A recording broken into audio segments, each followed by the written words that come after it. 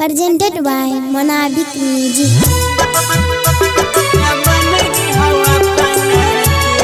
Singing by Gaurav Thakur.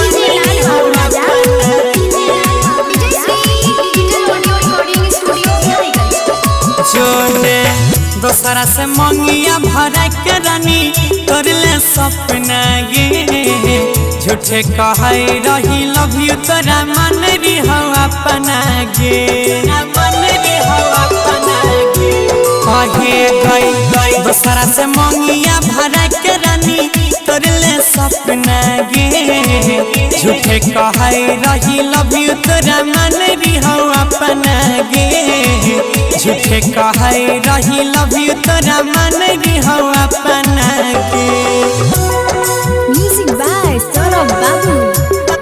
मन री हो अपना गे तोरा बिन कटे रतिया गे याद आवे ससुरतिया गे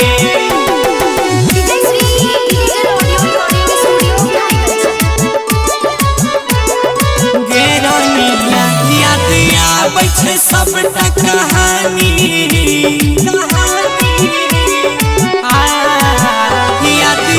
बैठे सबटा कहानी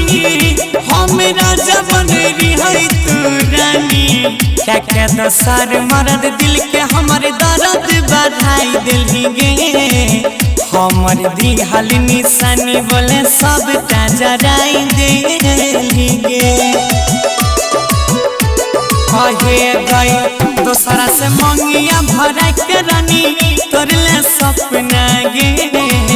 झूठे कहे रही लव यू तोरा मन री हो अपना गे झूठे कहे रही लव यू तोरा मन री हो अपना गे तोरा मन री हो अपना गे मन री हो अपना गे ससुर जाय के कान भी नहीं बुझै छिया दर्द जानबी नहीं Presented by Monabik Music. जो जाने के प्यार बिना छै जीवन सुना हर जइया के प्यार बिना छै जीवन सुना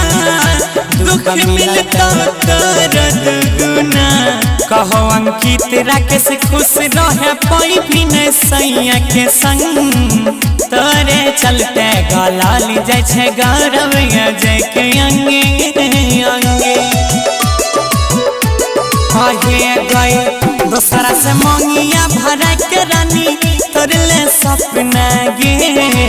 झूठे कहे रही लव यू तोरा मन री हो अपना गे झूठे कहे रही लव यू तोरा मन री हो अपना